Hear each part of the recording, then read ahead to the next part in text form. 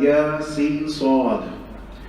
This is a reminder of blessings that your Rabb bestowed on his servant Zakaria, when he invoked his Rabb in secret, saying, O my Rabb, surely my bones have weakened and the hair of my head glistens with grey. While I have never been disappointed in my prayer to you, O my Rabb, surely I fear about my relatives after me, for my wife is barren. Grant me an heir by your grace, who should inherit me and inherit the posterity of Yaqub alayhi salam and make him, and O my Rabb, a desirable person. We answered his prayer saying, O Zakaria, surely we give you the good news of a son. His name shall be Yahya alayhi salam, a name that we have not given to anyone before him. He asked, O my Rabb, how shall I have a son when my wife is barren and I have reached such an extreme old age?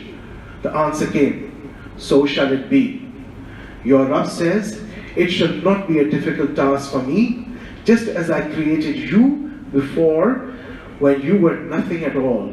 Zakaria alayhi salam said, O my Rabb, give me a sign. He said, your sign is that for 3 nights you shall not be able to speak to people, even being sound in health.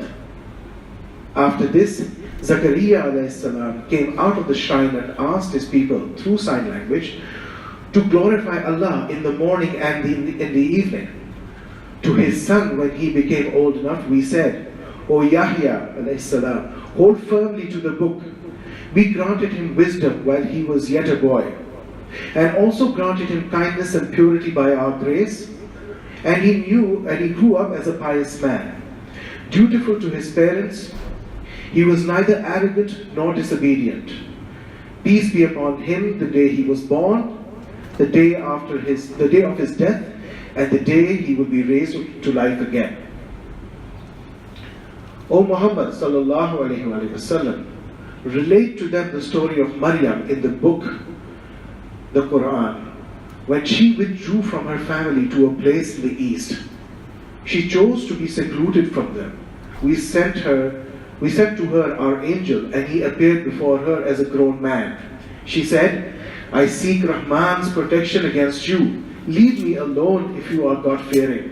He said, don't be afraid. I am merely a messenger from your Rabb to tell you about the gift of a righteous son. She said, how shall I bear a son? No man has ever touched me, nor am I unchaste. The angel replied, so shall it be. Your Rabb says, it is easy for me. We wish to make him a sign for mankind and a blessing from us. And this matter has already been decreed. So she convinced the people, she conceived the child, and she retired with him to a remote place. The pains of childbirth drove her to a trunk of a palm tree. She cried in her anguish, would that I had died before this and been long forgotten. An angel from beneath consoled her, saying, do not grieve.